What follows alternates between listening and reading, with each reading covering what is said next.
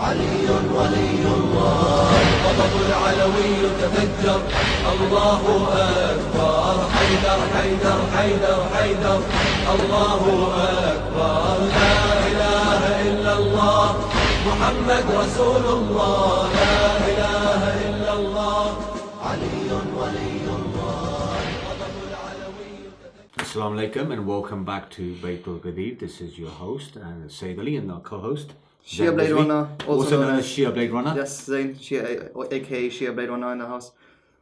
So today we're discussing the topic, which is a continuation of our previous episodes on the concept of Safat al-Khabariya, meaning the reports that have reached us regarding certain attributes of Allah, which unfortunately a certain sect within Islam, the Salafi movement, namely the Atharis, they've taken the literal meaning of these verses of the Quran and traditions. Salafis. Salafis, The yes. Salafis, the ones, excellent Sayyid Ali. So we came to a point where we saw that the anthropomorphic references seen in the Old Testament matched a lot of the hadith.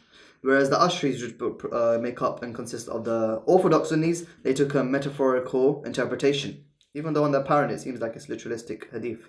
They took a metaphorical interpretation. The Salafis came forth and said, nope, literal. Allah has hands, Allah has face, Allah has legs.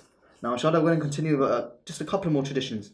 And then we're going to sort of go into why these traditions came about and why the Salafis took a literalistic interpretation. Inshallah, Sayyid, do you want to start off with the next reference? So now we come to Allah subhanahu wa ta'ala having two eyes. Okay, two eyes. Not one eye, two eyes. Narrated Abdullah ibn Umar. Actually, no. Before I narrate the hadith, let's go back to the Bible because we're doing a comparison. We're doing the comparison with the Old Testament and how the Old Testament of anthropomorphic God has later evolved within the main corpus of the Sunni doctrine in terms of hadith literature. So in Job, it's Job 34:21 in the Old Testament.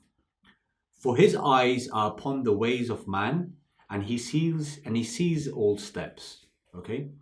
So the hadith, now this is narrated in Sahih Bukhari, volume 9, book 88, hadith number 241. Narrated Abdullah ibn Umar, Allah's messenger, may peace and blessings be upon him, stood up amongst the people and then praised and glorified Allah as he deserved. And then he mentioned the Dajjal, Antichrist, saying, I warn you of him, and there was no prophet but warned his followers of him. But I will tell you something about him which no prophet has told his followers before. The Dajjal is one-eyed, and Allah, whereas Allah is not. Allah's not one-eyed. Allah is not one-eyed. So if he doesn't have one eye, Two. or even more. Ibn Taymiyyah actually confirms this interpretation. Okay. Someone could try and say, no, it doesn't say, it just means he's not one-eyed. Ibn Taymiyyah actually came forth, the leader of the Salafi movement, the Wahhabi movement, came forth and said, Allah has two eyes. Yes. So say, why did you make this comparison between the old biblical narrative and this hadith? Well, what is our meaning here? What is our contention? Well, what's interesting is there's a terminology which is used when it comes to hadith literature, and it is the word Israiliyat, okay? And what Israiliyats are ultimately is the first group of Muslims or the first group of people. Well, you could say they were, at the end of the day, when people accepted Islam, they came from all sorts of backgrounds. Some were pagans, some were Jews, some were Christians. So when it come to narrating hadith, some of these individuals, they actually mixed some of their previous beliefs with Islam and narrated these traditions which were known as Israiliyats. Okay. So they're saying these are beliefs of Prophet Muhammad, these are sayings of Prophet Muhammad, peace and blessing be upon his family, but it wasn't actually from him. No. It was from the previous religions that they got it from. And you mentioned one individual in particular mentioned a lot of these anthropomorphic references. Abu Hurairah. And he was what was he? He was a Jew. For most of his life. When did he come? He converted to Islam 1 year before Islam. But he was a Jew for most of his life before that. Yeah, well, I mean, this is another interesting point because, we can go to the individuals like people like Abdullah ibn Sabah, who often, Shias get accused of being followers of Abdullah ibn Sabah, the so-called founder of Shiism. Even though we don't take any hadith from this particular individual, I think there might be one narration from Al-Khisal in the works of Sheikh Saduq, But again, the Imams alayhi salam condemned this individual. Yes. You know, like a founder of any religion, to be honest with you, they would generally defend this person. They'll defend the individual who's supposed to be the founder of the school. But, you know, the Shias, we outrightly condemn this individual. Yes. He's been cursed. But if we were going to say, okay, this individual had something to do with Shiism, then, you know, as they say, if you live in a glass house, don't throw stones. Don't throw stones. Because then, you know, it comes back But to these. it's surprising because, like you mentioned before, the Jewish theology, although they had these references in the books, they didn't accept this literalistic interpretation. Whereas some sects in Islam, They're who still have brought their theology from the Jewish brethren, they actually took a literalistic interpretation, making their Tawheed lesser than the Old Testament. Not just Tawheed, but even other aspects like the fast of Ashura, which requires This another is show. Tawheed is Tawheed, Sayyid. Tawheed is your pillar of your faith. Without Tawheed, your Iman goes. But yes, Sayyid. So that was one of the traditions of Allah having eyes. I think there's one more regarding one final tradition that we're going to go into. One of them including the hands and the fingers. So we mentioned face so far. We mentioned leg. We mentioned Adam being created in the image of God. 60 units tall. Allah laughing. Allah laughing. Smiling, I think, occasionally. Smiling. So many anthropomorphic references, I lost count. But Coming down from the throne. coming down, descending from the coming to throne. clouds. Yes, a lot of them, Salafis interpreted them literally, and they fell into anthropomorphism, giving human attributes to God. So one of the final references that we would like to go into is Allah's hand and fingers. So coming back to the Bible again, and this is in Exodus 31:18. When he had finished speaking with him upon Mount Sinai, he gave Moses the 2 tablets of the testimony, tablets of stone written by the finger of God. So now the hadith. Say Bukhari, volume 6, book 60, hadith number 335. Narrated Abdullah. A Jewish rabbi came to Allah's messenger and he said, O Muhammad, we learned that Allah will put all the heavens on one finger, and the earth on one finger, and the trees on one finger, and the water and the dust on one finger, and all other created beings on one finger. So how many fingers did I count there? I lost count. I'm assuming there's probably 5 fingers here. Yes, there's 5 fingers. Then he will say, I am the king. Thereupon the Prophet ﷺ smiled so that his premolar teeth became visible. And that was the confirmation of the rabbi. Then Allah's messenger recited, no just estimates have they made of Allah, such as due to him. Surah 39, Confirming what he just said, essentially. verse 67. Surah 39, verse 67. So that he's just confirming essentially what the rabbis, what he's told the rabbi. Okay, What the rabbi said to him. Yeah, so another tradition. Say Bukhari, volume 6, book 60, hadith number 336. Narrate Abu Huraira. I heard Allah's messenger saying, Allah will hold the earth and roll all the heavens up in his right hand. Then he will say, I am the king. Where are the kings of the earth? Okay? Yes. Again, this is another tradition. This is narrated from Bukhari again. And Abu Huraira reports, the Prophet said on the day of resurrection, Allah will hold the earth and he will hold the earth and hold the heaven in his right hand and say, I'm the king of kings. And I believe that is pretty much the same narration which I mentioned earlier, but just in case you didn't get the reference, volume 9, actually this is in volume 9, book 93, hadith number 479. Now we've seen this interpretation of the hadith that he has hands, and one of them specifically went into him exactly having fingers. Now, we the Shia have this hadith nowhere in our books. What we say is that this is a fabricated tradition that's come down from people who had a theology in regards to the Old Testament. They were either Jewish or Christian. They came in, converted to the religion of Islam, and they gave a fabricated tradition. Now, what have the scholars said on this? Well, Imam al-Nawawi, once he was interpreting this tradition of his hands, he said, in his Sharh of Sahih Muslim, as for God releasing his hands, this expression is interpreted into God's power. It is a metaphor. So what has Imam al-Nawawi done here? He said it was a metaphor. Traditional Ash'ari scholar said it was a metaphor. Although he has no response to what he said in regards to his fingers, but we give him the benefit of the doubt. He said it's a metaphor, no problem. He never fell into anthropomorphism. But Ibn Taymiyyah says something really interesting, Sayyid. What does he say? He said in his Al-Risala, Al-Tad Muriya, The liver, same page. Same book, page 90. The liver, the spleen, and the like organs are organs of eating and drinking. Yes, the liver and the spleen.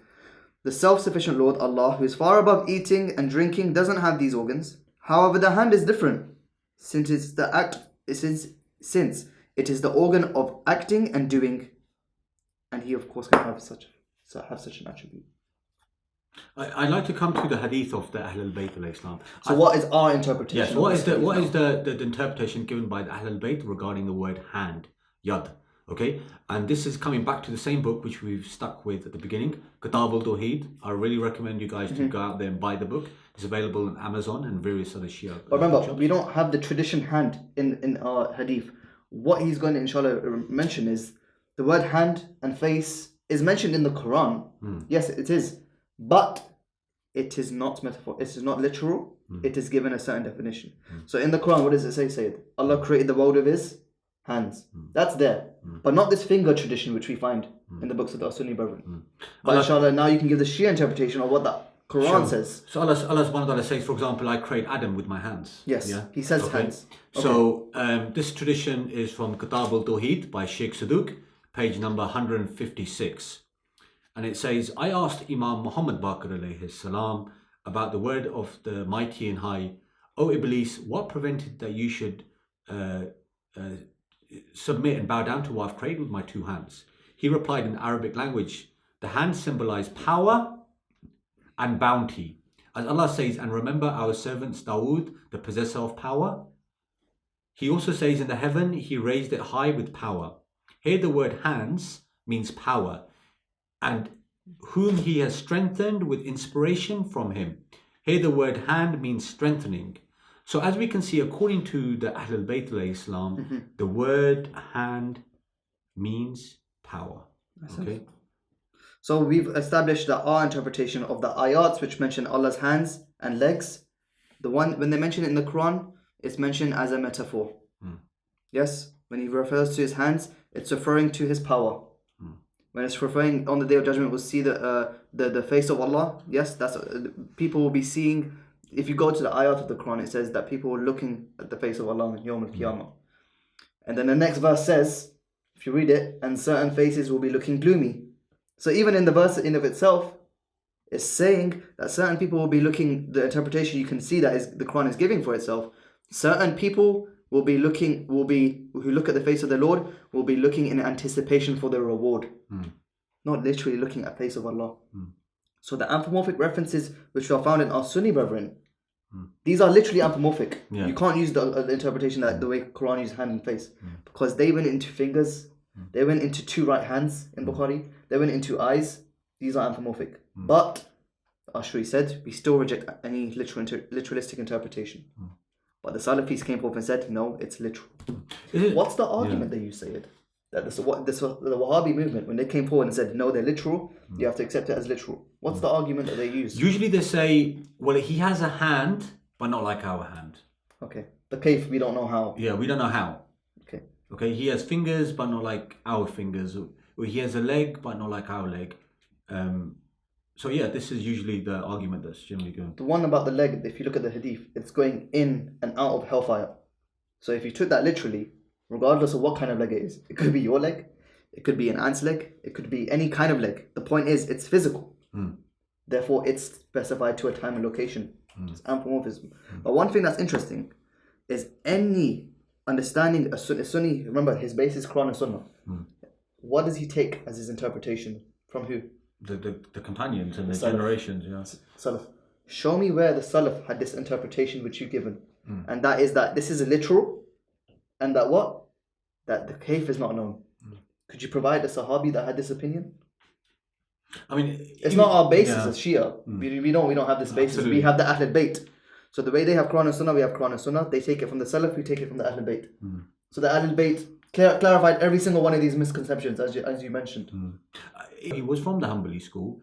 He didn't necessarily agree with all the Hanbali theology. Opinions, okay. Do you understand? But from the passages we read, fair enough, he might not agree with every single one, but he believed he has hands. He believed he had two right hands, He believed he had the eyes. He believed he had the face.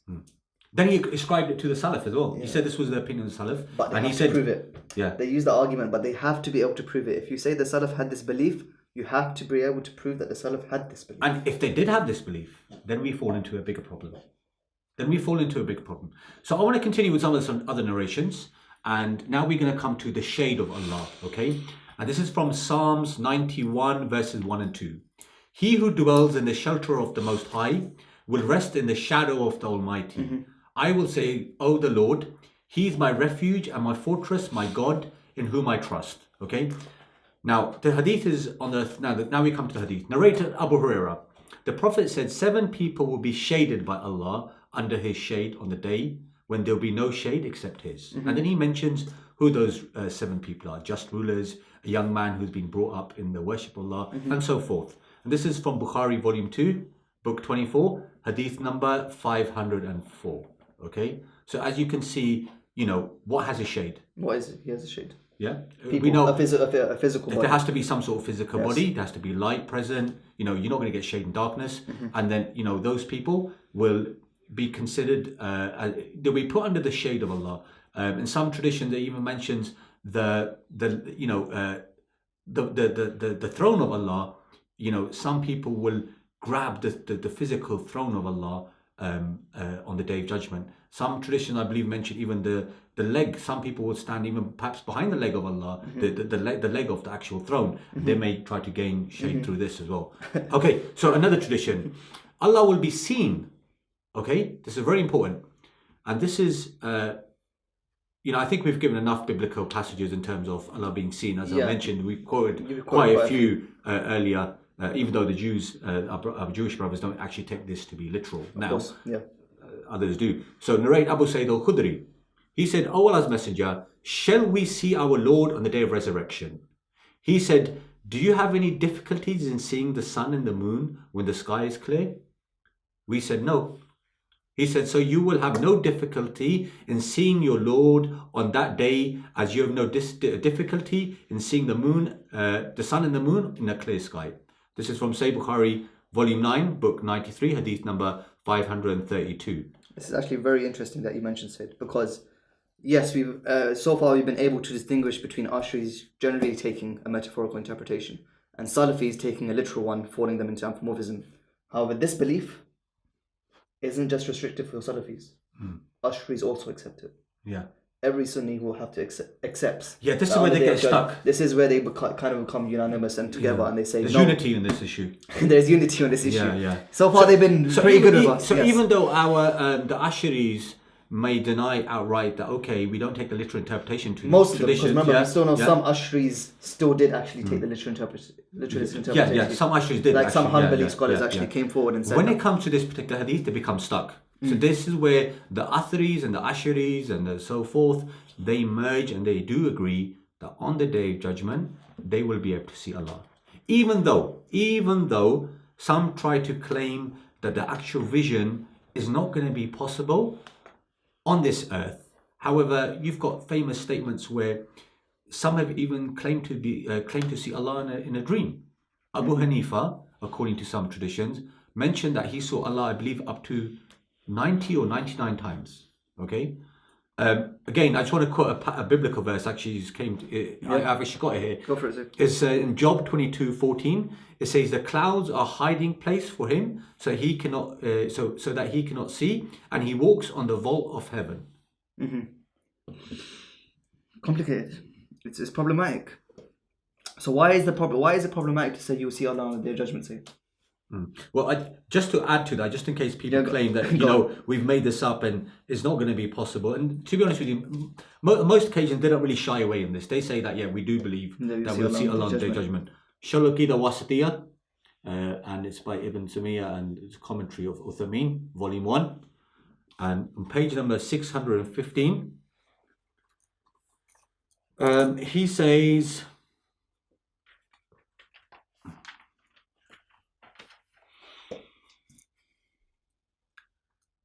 He says, in refutation against them, we say the ayah contains the negation of grasping, because obviously there's a verse in the Quran which they try to use in support of this to some extent. Can't you see that one cannot see the sun, and yet he is not encompassing it by grasping it? So if we affirm that Allah the Exalted be He will be seen, it does not mean that He will grasp by the seeing, because to grasp vision is more specific than mere seeing. That's why we say that the negation of grasping is evidence for the existence of seeing, because of the negation of the specific proves the existence of the general. If the general had also been negated, his negation would be necessary, and it would have been said, no vision will see him. So even though we have this clear verse in the Quran which says that no vision will grasp Allah, they try to offer this other interpretation for this verse. Even though it's clear, they try to use other verses of the Quran which negates the idea of seeing Allah by claiming that the negation is actual affirmation of seeing Allah on the Day of Judgment. I see. So do you understand? So what they're actually doing is that they're trying to play around with verses of the Quran to offer their own interpretation. When really and truly we've already established, if you want to take this interpretation, present it from the Salaf. And again, it comes back to the verse we mentioned earlier. It is He who has sent down to you, O Muhammad, the book. In it are verses that are precise, that are the foundation of the book, and other are unspecific. As for those whose hearts have deviation, meaning the Atharis and the Salafiyah whose hearts have deviation, they will follow that which is unspecific. And as we can see, they do not follow something which is clearly established in the Quran in terms of physical attributes. What's the main theology Islam came with to break down every other religion that came before it? The main theology it came down with was to break this concept of polytheism. To say that Allah has a location. To break that, for example, to break the concept of polytheistic beliefs in the statues of God. To define into a time and location. It came to break these issues. This is the main religion of Islam. The most fundamental belief which it came to break. And now we're once going back to that and saying, no. He has a face, he has a leg, he has eyes, he descends every Thursday. And they're all literal, according to the Salafis. Some even traditions mention him running. And he's running. He's running. There's even a tradition that mentioned Allah sitting cross-legged. You know, a person should not sit cross-legged because Allah sits cross-legged. And like you said, the Jewish brethren who although had these references, they didn't take the Jewish literalistic interpretation. They had better monotheistic beliefs than some of the beliefs that we've mentioned here today. And just for the viewers out there who may be watching this and finding it funny, the truth is we shouldn't mock anyone's theology. Okay? This is all an academic discussion. We should never mock anyone's belief. We don't mean to offend anyone in our beliefs. Of course, it's just from an academic analysis. We're saying this from a Quran and Sunnah understanding, not from our own interpretation. But Sayyid, why do you think we have fallen into this trap?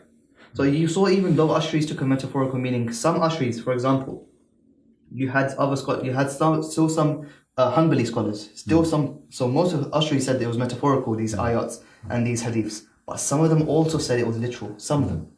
And all of the Wahhabis already said it was literal. So why do you think they fell into this trap? I think there's a narration on the authority of Aisha which says that whosoever claims to have seen the Prophet when he on the night of ascension, he is a liar. Okay, so we do have these traditions where, for example, certain individual, namely Aisha, she denied that the Prophet ascended physically. She said there's 3 lies that I attribute to Prophet. No, sorry, let me just correct myself, not physically, rather she goes, there's 3 lies. Anybody who claims to have, claims that who saw the Prophet, Allah subhanahu wa ta'ala in Miraj is a liar. Even though other Sahaba did claim, I think there's a tradition by Ibn Abbas that claims that the Prophet, and peace and blessings be upon him, did see Allah on the night of ascension. Whereas Aisha says something somewhat the opposite. She denies it. She says whoever says this is a liar, which kind of opens up the topic of Adala of Sahaba, right? It goes back to what my brother said in his last discussion, and that was that look, you have 73 sects in Islam. Everyone accepts this. That on the Day of Judgment there will be 73 sects. Your salvation is dependent upon your beliefs, primarily Tawheed. And that belief of Tawheed, remember, we have Quran and Sunnah, and you get it from the understanding of the Sahaba. Yet the Sahaba had so many different interpretations of Tawheed. What did Aisha just say? You won't see Allah on their Day of Judgment. You won't see him. No, she said the Prophet didn't see Allah in Miraj. The Prophet didn't see Allah in Miraj. And she's saying that anyone who ascribes his belief to him is a liar. Is a liar. So she has this belief. The Salaf have a different belief. And then you have traditions which are suggesting anthropomorphism from some of the companions of the Prophet. You have different interpretations. But why did the Shia not fall in this trap? Because remember that one that you quoted from Imam Reza alayhi salam, as soon as that belief came, what did the Imam do? Falsehood. He said, this is a lie. This is not got to do with the Tawheed of Allah. Which is why we say, that is why Rasulullah sallallahu alaihi wasallam said to Imam Ali, "O Ali, you will fight to protect the interpretation of the Quran, as I fought for its revelation. I leave for you two weighty things. So long as you hold on to them, you will never go astray." What was it? Quran and Ahlul Bayt. This is why we stress so much on Ahlul Bayt. Because you have the Quran and Sunnah, but who's interpreting it? Whose interpretation are you taking? The interpretation that you take is just as important as the Quran and Sunnah itself. Why? You have the Quran and Sunnah, it's perfect. But if you don't have the people to interpret it, what do you fall into? Yeah, and yet the irony is they say that the Shias, their belief system is based on shirk and kufr, and they don't call people to Tawheed. I think when we read that Sheikh Saduq's passage, that pretty much sums up Shiism and Shia's position in regards to Tawheed. And I think the real question we need to ask ourselves is, who are the people who really do shirk when it comes to Allah subhanahu wa ta'ala? I think we've concluded our series on Tawheed. We could have gone through to many traditions which mention other attributes of God, but I think this should be sufficient for any sincere person to watch these videos, to really understand who has really ascribed partners to Allah. Yes, I say we would agree with a lot of what he said there. Like we said, we have mentioned these references. We've said they allude to anthropomorphism. We are not a sect. Shiism is not a sect to do takfir. Because Rasulullah sallallahu alaihi wasallam said, anyone who called somebody else a kafir, on the day of judgment, one of them is a kafir, either the accused or the accuser. So we mentioned these references. We're saying, look, if you take them literally, you are going to fall into anthropomorphism, which is polytheism. But we're not going to say anyone who has this belief, of course, has fallen outside the fold of Islam. That's not our akhlaq, and it's not something that we intend to do. We only intend to guide people towards the truth, towards the Quran and the Ahlul Bayt.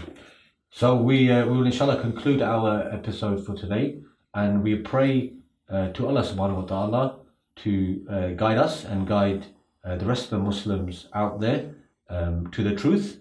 Inshallah ta'ala, you will hear from us soon at some point. Yes, Beardless is live and running. We are doing frequent show, guys. Tune in, like, share, subscribe, all of that. You guys need to keep helping us. We thank you so much for the support you give them.